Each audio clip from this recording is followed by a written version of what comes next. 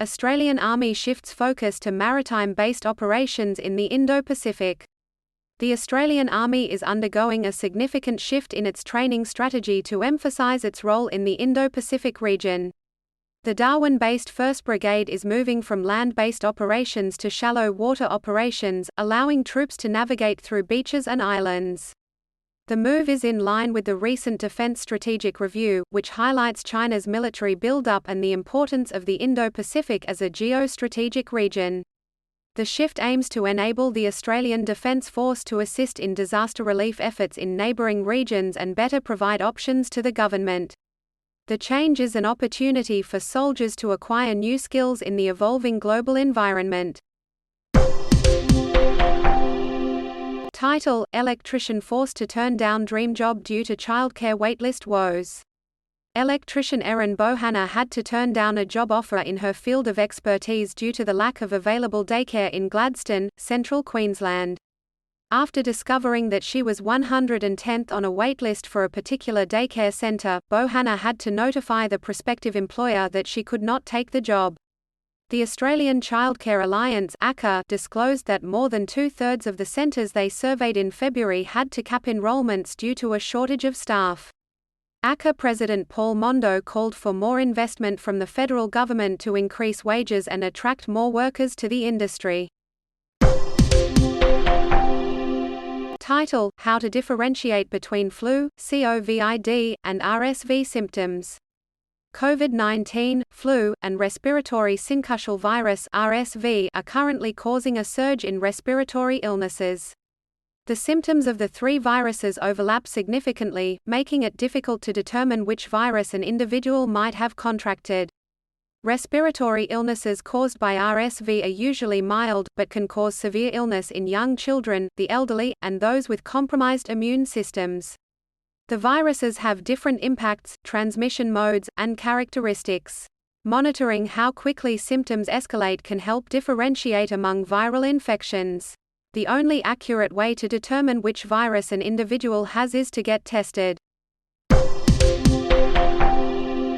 Prison staff punched, bitten, spat on due to chronic shortages, union says. The New South Wales Public Service Association wants the New South Wales Minister for Corrections to lower entry requirements and offer more incentives to attract new people into the profession. Inmates at Wellington Correctional Centre are being kept in their cells due to a chronic staff shortage, said the union's president Nicole Jess. Jess reported frequent assaults on staff due to heightened aggression among inmates caused by the lack of adequate supervision. A productivity report showed that officer assaults in New South Wales had tripled from 2012 to 2022. The union is requesting immediate action to address the staffing shortage to ensure a safer jail environment. Michaela gave up therapy to make ends meet, and she's not the only young person making tough choices. As the cost of living soars, students are choosing to go without things like mental health care to get by, as a Canberra food pantry reports a 70% increase in demand in 12 months. University students are sacrificing their mental health to pay for their studies, with some choosing to work long hours and cut costs on things like therapy, groceries, and rent. The University of Canberra's food pantry has seen a significant increase in demand for help in the past year, as more and more students struggle to make ends meet. Global grain giants Bunge and Viterra agree to $34 billion merger. Agribusiness giants Bunge and Viterra will merge in a $34 billion deal that will create one of the largest global agribusinesses. The merger will likely face scrutiny from competition regulators due to the high concentration in the global grain market. Bunge's CEO, Greg Heckman, will lead the combined entity. Bunge owns an export terminal and 2 grain receival sites in Australia, while Viterra is the dominant grain handler in South Australia. Both companies are significant buyers of Australian grain. The Australian Competition and Consumer Commission will investigate the merger's local impact and could mandate divestments. Renewed push to ban shark nets as report questions catch data accuracy. A new report by the Envoy Foundation has raised concerns over the accuracy of catch data in the New South Wales government's shark net program. The report cited discrepancies in data, including a photo of a fairy penguin found in shark nets that was not included in catch data. The program has been criticized for its mortality rates, damaged and lost equipment, and increased risk to protected species. The Foundation has called for the program to be discontinued or phased out in no less than 12 months. The New South Wales government has yet to respond to the report's recommendations. Title: Australian Rugby Union must shed private schoolboy image to stay relevant. With the competition for sporting talent in Australia at its fiercest, rugby union must look beyond its traditional grassroots base in private schools if it wants to stay relevant. Almost three-quarters of players in last year's Wallabies squad who were educated in Australia finished their schooling at private or independent institutions. The male underage national teams and Rugby Australia's head office also have a disproportionate number of private school-educated staff. The perception that rugby union is the domain of the private schoolboy may discourage those who consider the code elitist and hindered rugby's appeal to a wider audience. Title: Renter pays $160 a week to share room with strangers as housing crisis deepens in regional Victoria. An orange picker in Mildura, Victoria, has highlighted Australia's housing crisis by paying $160 a week for a single bed in a room shared with two others. Christian Sprangemeyer said he was saving money to upgrade to a room in a nearby hotel. A PropTrack Market Insight report found that regional Victorian rents rose by 5% quarter-on-quarter to $420, the fastest rate of quarterly rent growth since before the pandemic. The ANZ CoreLogic Housing Affordability Report said median households needed to spend almost a third of their income on rent, while lower-income families had to pay more than half. History is against Australia in these Ashes. This team is perfectly constructed to defy it. Australia's men's cricket team faces a daunting record in the upcoming 2023 Ashes series against England.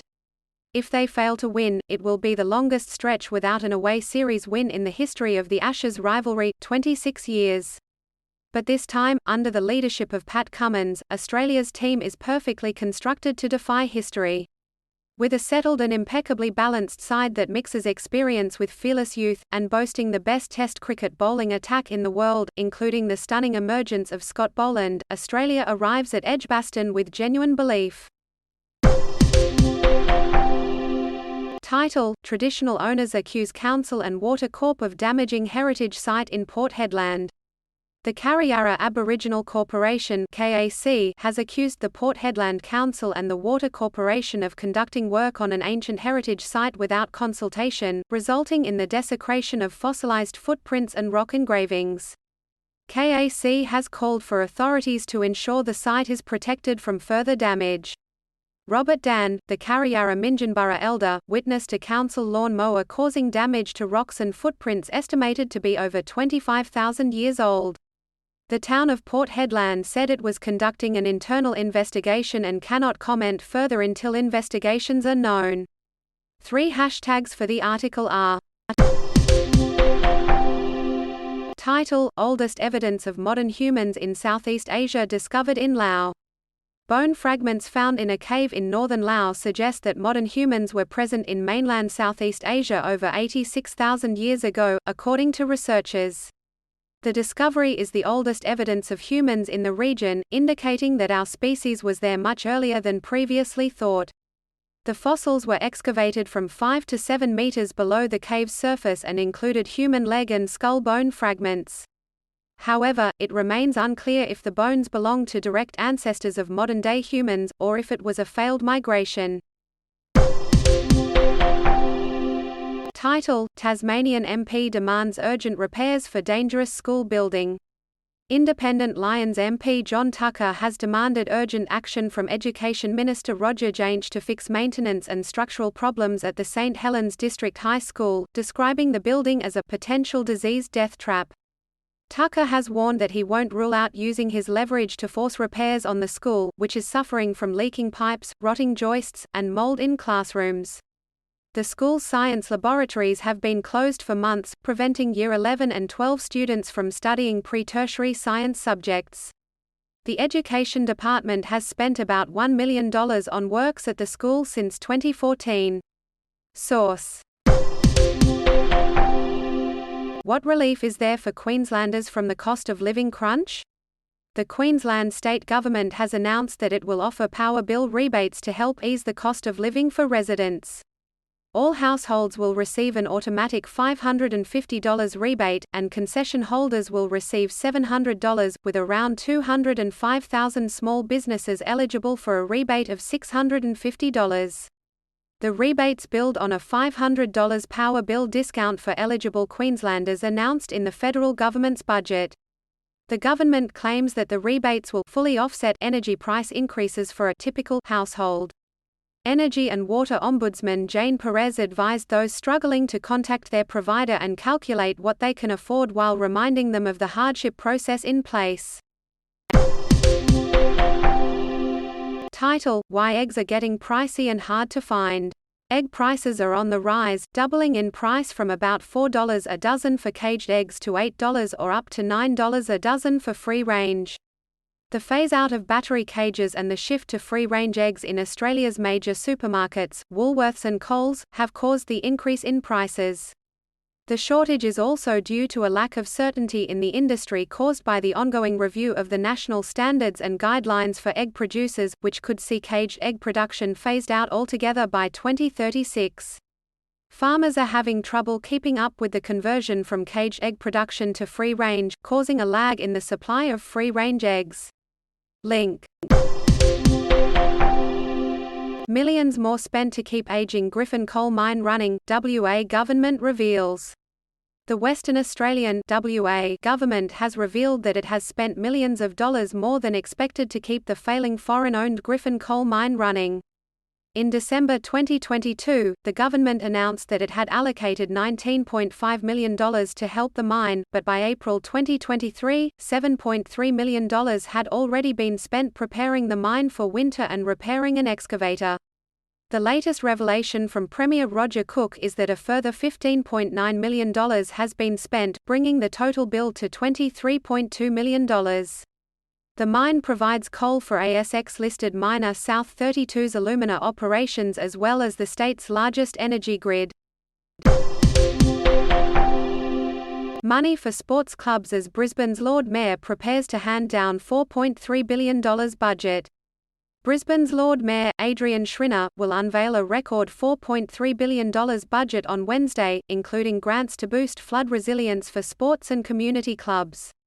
The initiative will benefit 51 clubs, including bowls, AFL, netball, sailing, soccer, rowing, and rugby league. The resilience works are set to be completed by mid-2024 and will help clubs bounce back faster from any future flood events. The LNP administration has confirmed almost 40,000 pensioners will receive a rebate on their rates bill, while over $900 million will be spent subsidising public transport. The council's Labor opposition has called for a freeze on rates. Title: Lack of home-based eating disorder support, the plight of families. Vanessa's families struggle with accessing support for her son's avoidant, restrictive food intake disorder (ARFID), highlights the need for more home-based eating disorder support. The family's experience is not unique, as many families fail to access appropriate services, despite eating disorders having one of the highest fatality rates of any psychological disorder. While medical stabilization in hospitals is vital, appropriate community services are necessary for continued recovery at home. Butterfly Foundation calls on the state government to invest in long-term funding to ensure that people with eating disorders can access high-quality treatment in both metropolitan and regional Victoria. Title: Thousands of flood-affected properties yet to claim state government support in Riverland. Thousands of flood-affected properties in South Australia's Riverland region are yet to register for the state government's free taxpayer-funded property assessments and repairs. The Flood Recovery Coordinator has revealed that registrations for support are lower than expected, with only 1,800 registrations out of a potential 4,000 eligible properties. Despite the free support, locals claim there are not enough workers to get the job done, while some property owners prefer to handle the repairs themselves.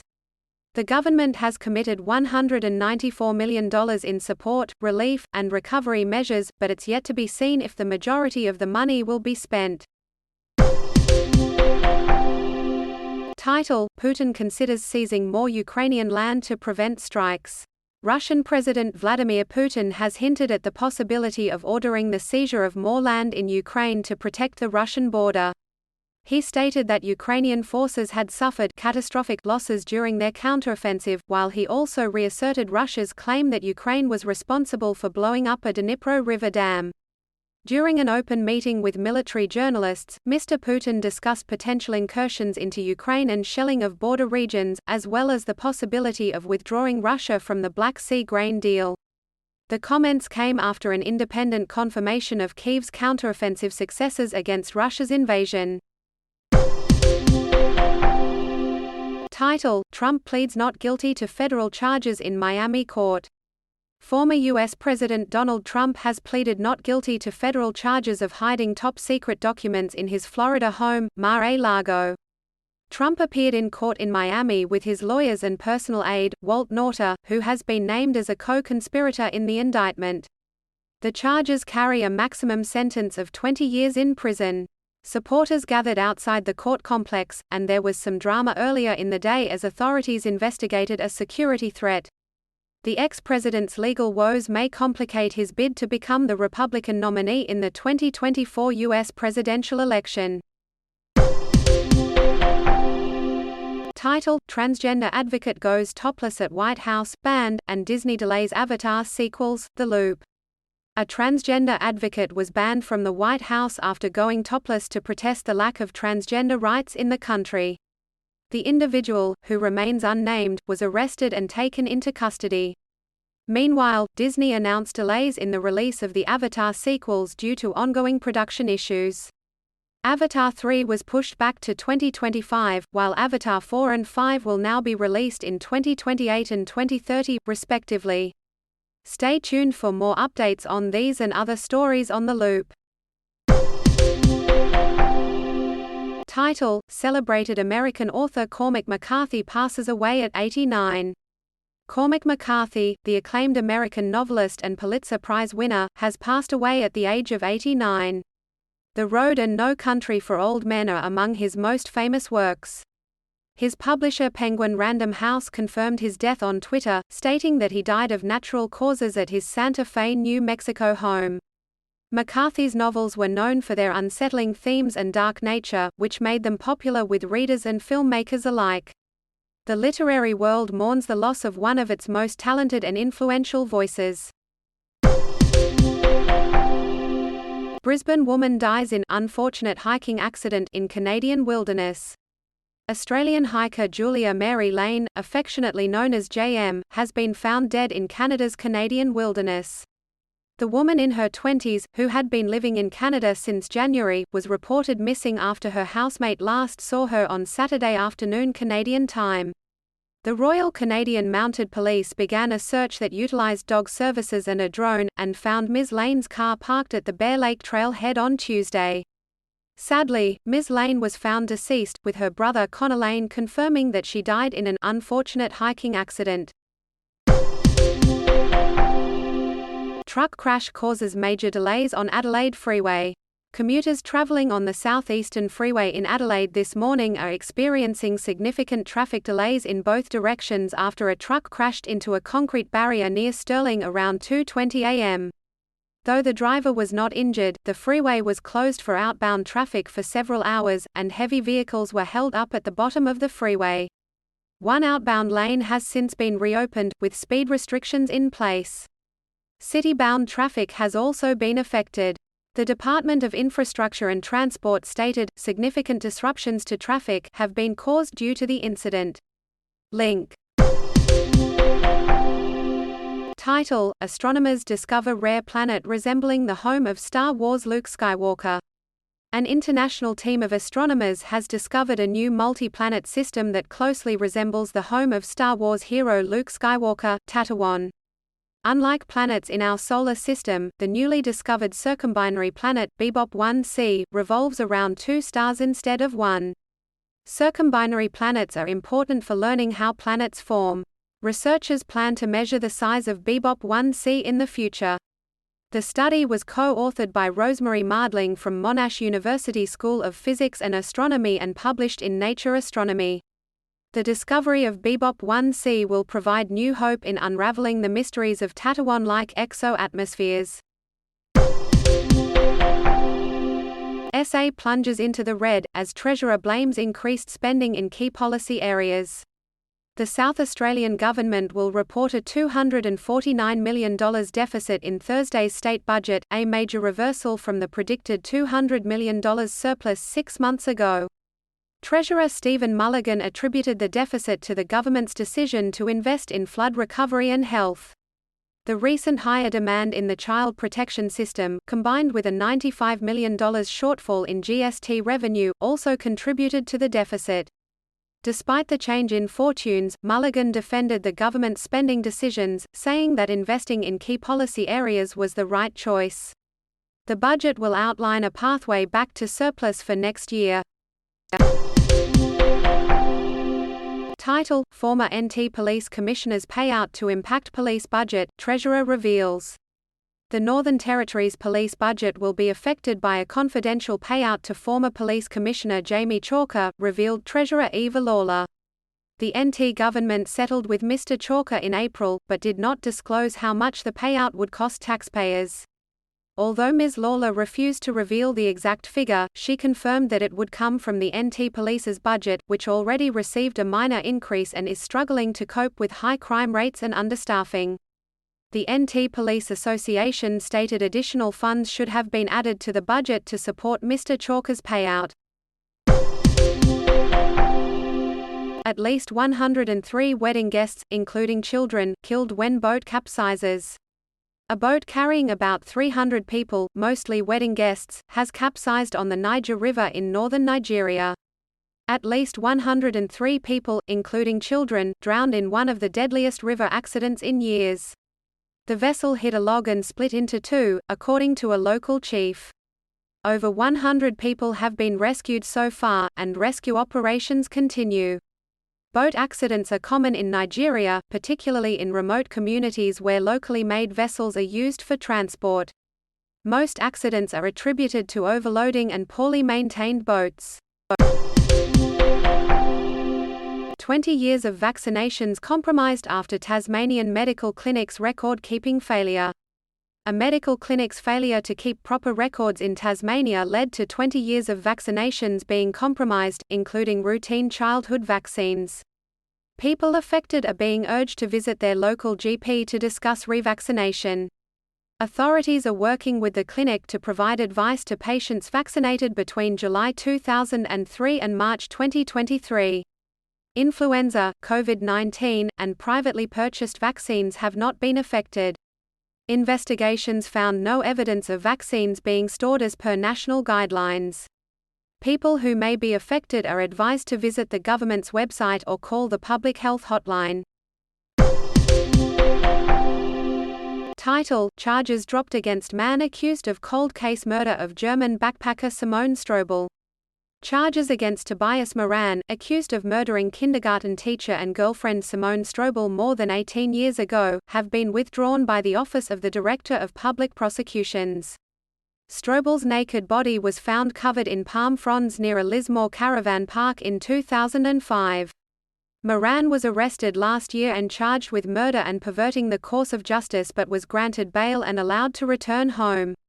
The case will now be mentioned later this month to determine costs. Strobel's death shook the community to its core, said Lismore City Councillor Jenny Dowell. Second man charged with murder of Sydney Bikie figure Yusuf Nasliolo. Police have arrested a second man in connection with the murder of former Lone Wolf member Yusuf Nasliolo, who was shot dead in Sydney's Inner West over a year ago.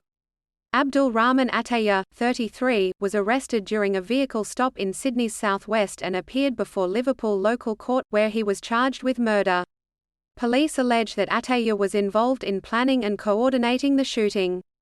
Muhammad Hosni Khalid was charged with murder earlier this year and remains before the courts. The fatal shooting of Nasliolo was among a string of gangland murders in the past 3 years. Title: Brisbane residents to get $80 million relief package as council intensifies crackdown on short-stay accommodation. Brisbane's Lord Mayor Adrian Schrinner has announced a $4.3 billion pre-election budget that includes several measures aimed at providing relief to residents amid cost-of-living pressures. A key highlight of this budget is the $80 million relief package that includes cutting the cost of green waste bins and more than $26 million in rates rebates and concessions for pensioners. However, the budget also includes an increase in residential rates by 3.45%, with the hourly cost of parking and rates surcharge for short-stay accommodation properties also set to increase. The council hopes that these measures will save residents $22 million.